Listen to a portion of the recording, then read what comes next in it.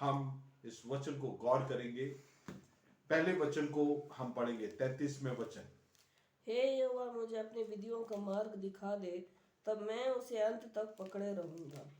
हे यहोवा, मुझे अपनी विधियों का मार्ग दिखा दे, तब मैं उसे अंत उसे तक अंत तक पकड़े रहेगा। मेरे प्रियो, ये जो वचन कहा गया है कि ये एक प्रार्थना है। परमेश्वर के दास का जो भजनकार है वो बोलता है, मुझे यहोवा के विधियों का मार्ग दिखा दे। आज हमारी भी प्रार्थना होने पाए कि परमेश्वर अपने विधियों का मार्ग हमें दिखाने पाए, और इसके साथ साथ हमारे जीवन की मंशा भी यह होने पाए कि परमेश्वर के मार्गों में हम निरंतर चलते रहेंगे। जो विधि हम परमेश्वर से सीखते हैं केवल जानकारी के लिए ना होने पाए, वरन वो वचन हमारे जीवन में हम अंत तक उसका हमारे जीवन में लागू करेंगे करके हमारी प्रार्थना होने पाए। कई बार हम वचन को जानकारी के तौर पे हासिल करते हैं, लेकिन उसका हमारे जीवन में लागूकरण हम नहीं करते हैं। इस प्रवृत्ति से हमारे जीवन में एक फर्क आना है। आप क्या प्रचार करते हैं, क्या जानते हैं, इससे ज्यादा महत्वपूर्ण है आप कैसे जीते हैं। और यहां पे जो वचन में जो शब्द इस्तेमाल हुआ है, विधियों, उस शब्द पर हमें गौर करने की जरूरत है। यूनानी भाषा में जो शब्द उसके लिए इस्तेमाल हुआ है उसका अर्थ है प्रिस्क्राइब्ड।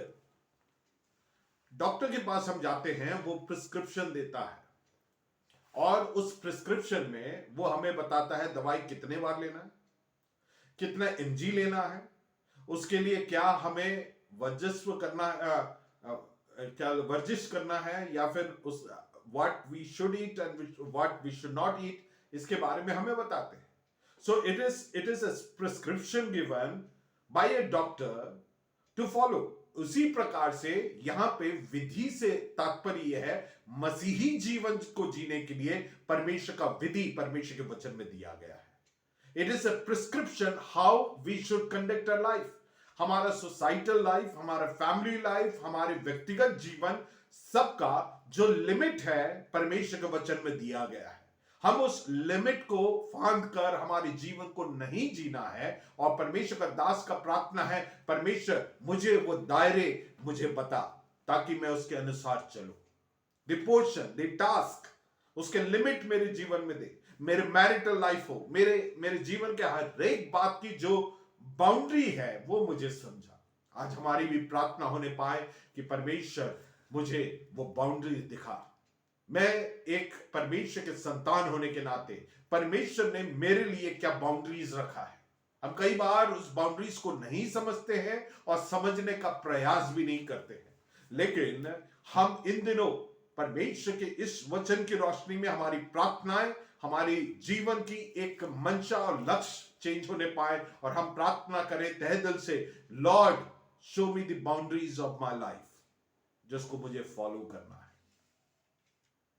बोलने का मतलब है मेरे प्रियो, हर व्यक्ति जो अपने, हम कई बार बच्चों से जब बात करते हैं, बच्चे बोलते हैं कि सब कर रहे हैं तो हम क्यों नहीं कर सकते। मेरे प्रियो, हमारे भी जीवन में हम पूछते नहीं, बच्चे काफी ओपन माइंडेड है इसलिए पूछ बैठते हैं, लेकिन हमारे भी मन में कई बार आता होगा कि हम क्यों नहीं कर सकते। उत्तर यह है, उन लोग क्या कर रहे हैं क्या नहीं कर रहे हैं वो मायने नहीं रखता। परमेश्वर के वचन में हमारे लिए क्या दायरे दिया, what is the limit that is given, and we are not suppose to cross that. शिमशोन को परमेश्वर ने एक दायरा दिया था और उसको कहा कि क्या करना है क्या नहीं करना है। इवन उसके माता जब उसको कोख में, when he was in her womb, परमेश्वर उसे भी प्रिस्क्राइब किया कि तू क्या खाना क्या नहीं खाना। परमेश्वर हमें भी हमारे जीवन में क्या खाना क्या नहीं खाना, क्या करना है क्या देखना है, कैसे वर्ताव करना, ये तमाम चीजों के बारे में परमेश्वर के वचन में प्रिस्क्राइब किया है। हम दुनिया को नहीं फॉलो करते, हमें जो दायरा परमेश्वर के वचन में दिया उसके दरमियान रहते हैं, और वो दरमियान सबसे उचित है। इस्त्री जो आयरन बॉक्स है वो भी गर्म होता है, लेकिन हम खाना उस पर नहीं पकाते। वो उसका दायरा है कि उसे कपड़े को प्रेस करने के लिए इस्तेमाल किया जाता है, आयरन करने के लिए इस्तेमाल करता है। So that is it's limit by the manufacturer. वैसे ही परमेश्वर ने हमारे भी जीवन में कुछ प्रिस्क्रिप्शंस दिए हैं, कुछ लिमिट्स दिए हैं, कुछ बाउंड्रीज दिए हैं, और हमें अपने सृष्टिकर्ता, मुझे और आपको बनाने वाले उस सृष्टिकर्ता के प्रिस्क्रिप्शन के अनुसार फंक्शन करना है, जो हमारे लिए ऑप्टिमल फंक्शन के लिए सबसे उचित है, आशीषित जीवन के लिए सबसे उचित है। इसलिए हमारी प्रार्थनाएं इसमें होने पाए कि परमेश्वर शो मी योर स्टैट्यूट्स, परमेश्वर तेरे विधियों को सिखा ताकि मैं अपने लिमिट्स को जान पाऊं और उसे मैं निरंतर अपने जीवन में फॉलो कर पाऊं। 34वें वचन को पढ़ेंगे। आगे बढ़ने से पहले जो विधि है उसका एक ट्रांसलेशन ये भी है, कस्टम। क्या है? कस्टम। मेरे प्रियो, हम कई बार परंपरा की बातें करते हैं। ये हमारी परंपरा नहीं है, ये हमारी संस्कृति नहीं है। मैं आपको बताऊं, परमेश्वर का कलाम जो है वो दैट इज सुप्रा कल्चर, मतलब सारे कल्चर, सारी संस्कृति के ऊपर है। हमारे संस्कृतियों का बुनियाद परमेश्वर का वचन होना चाहिए। अगर वचन नहीं कहता है, अनुमति नहीं देता है, हम नहीं कर सकते। अफ्रीकन कंट्रीज में, वहां पे उनके बीच में यह संस्कृति है, कुछ जगहों पर they can have multiple partners, लेकिन जब वहां पे मसीही लोगों आकर सुसमाचार सुनाए और कलीसिया का स्थापना हुआ, ये एक बड़ा विषय था। और वहां पे उन्हें यह स्टैंड लेना पड़ा कि मसीही कलीसिया में ये प्रवृत्ति, ये कस्टम नहीं चल सकता है। Praise the Lord. बोलने का मतलब है किसी स्थानीय जगह पर पाप का तांडव मच रहा है, उसके हिसाब से हम नहीं चल सकते हैं।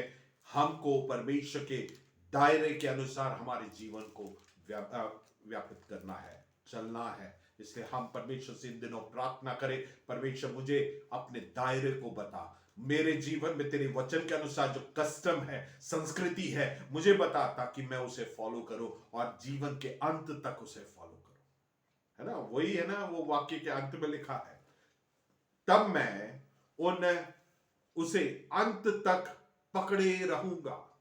Praise the Lord. बोलने का मतलब मैं अंत तक उसे अपने जीवन में लागू करता रहूंगा।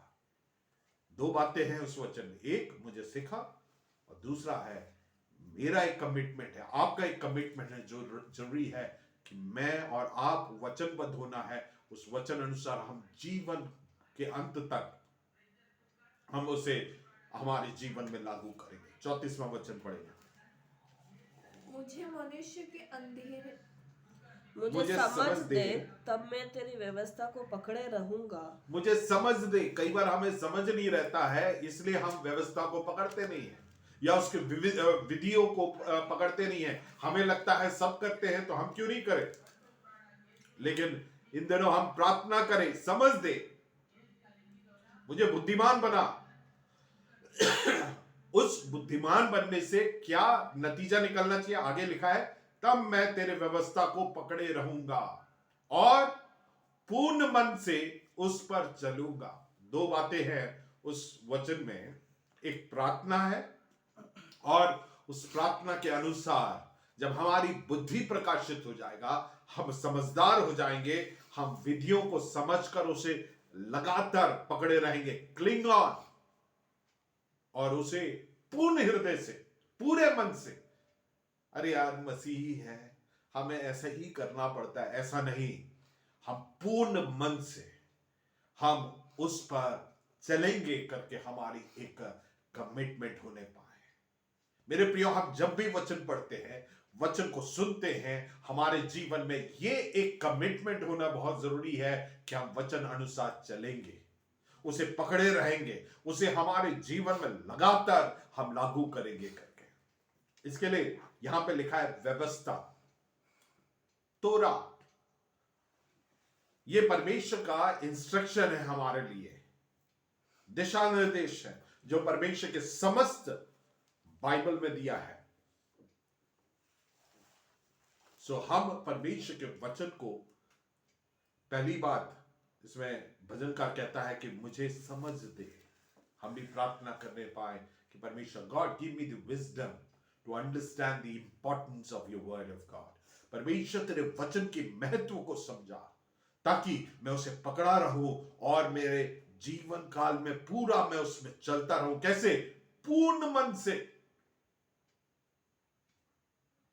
मैं पूछना चाहता हूं, आप और हम में से कितने लोग हैं जो पूर्ण मन से चलते हैं? क्यों नहीं चलते हैं? उसका उत्तर है समझ की कमी है। इन दिनों प्रार्थना करें।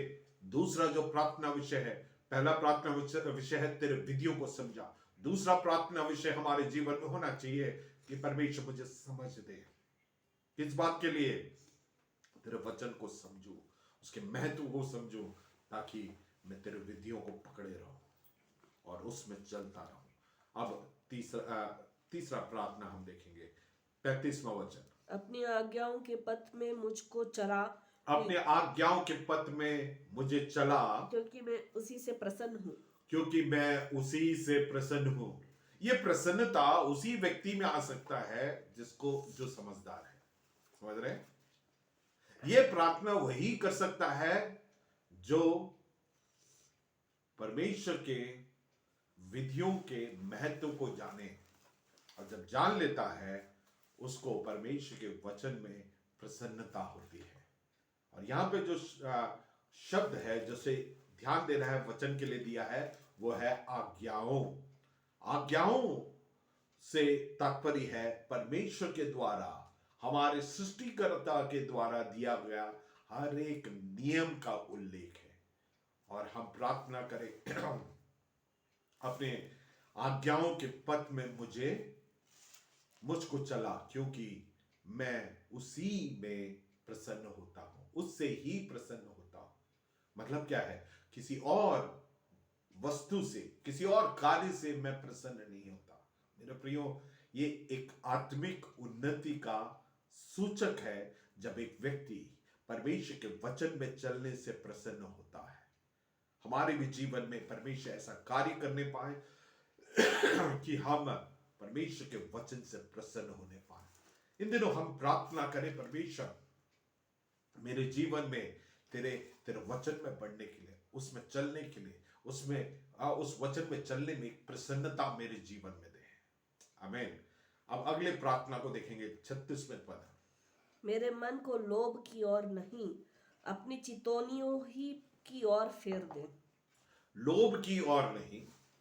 हम सबके जीवन में ऐसी बातें हैं जो परमेश्वर के विधियों से शारीरिक अभिलाषाओं की पूर्ति करने के लिए हमें खींचती रहती है। यहां पे परमेश्वर का दास बोलता है, मेरे मन को लोभ की ओर नहीं, लेकिन किसकी ओर? अपनी चितौनियों ही की ओर फेर दे। Turn around.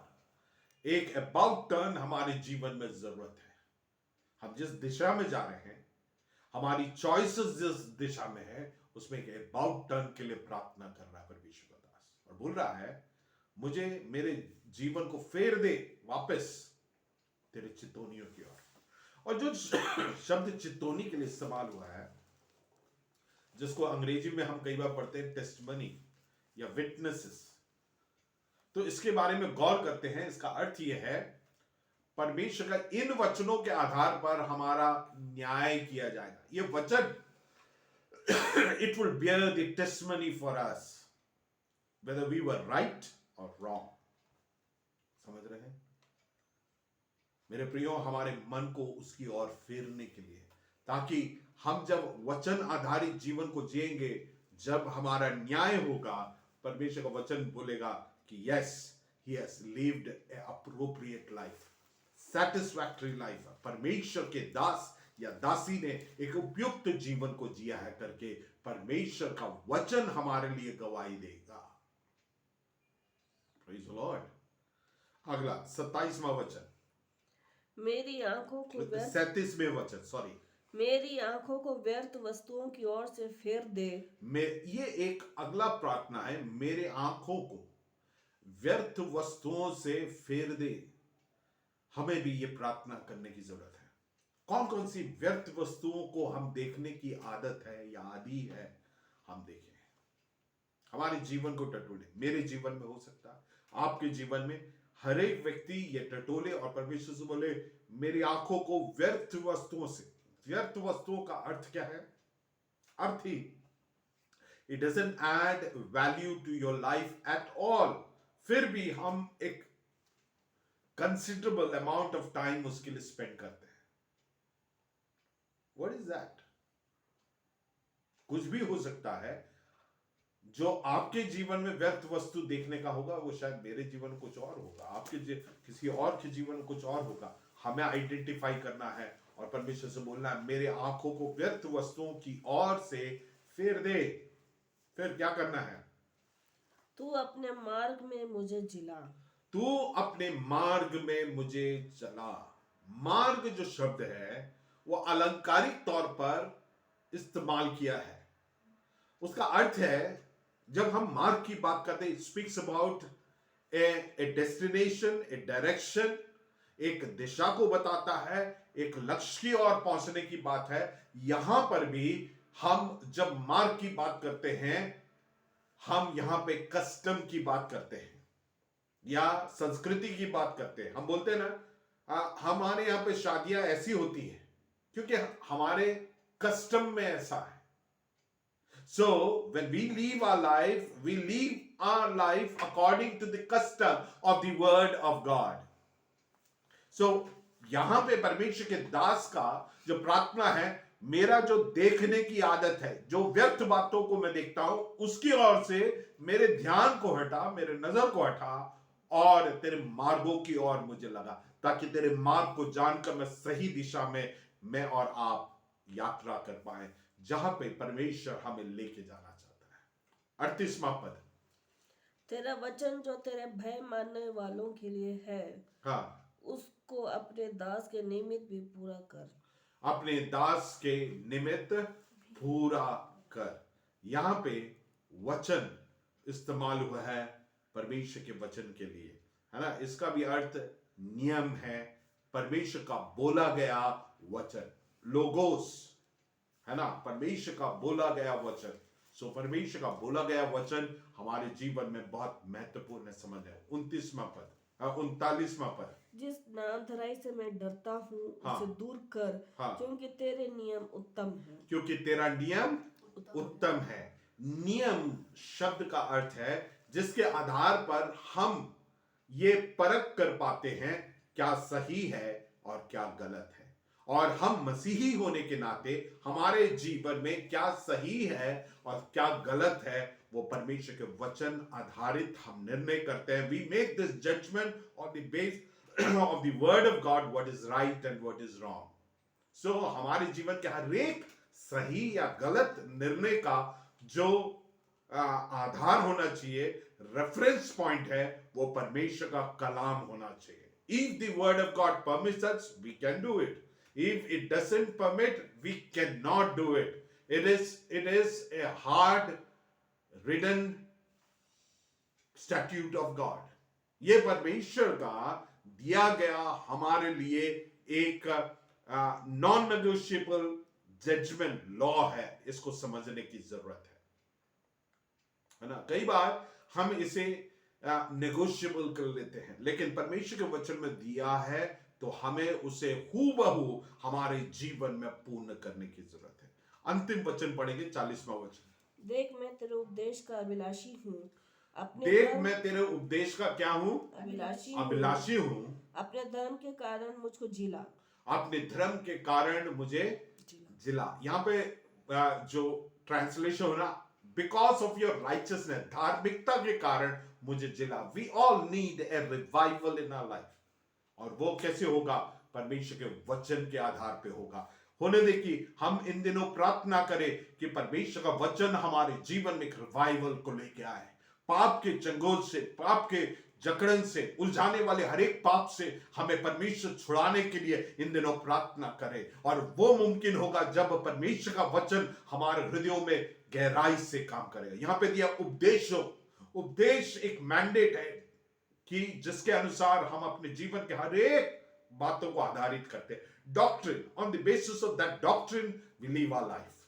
ये एक मैंडेट है जिसके आधार पर हम अपने जीवन को जिए।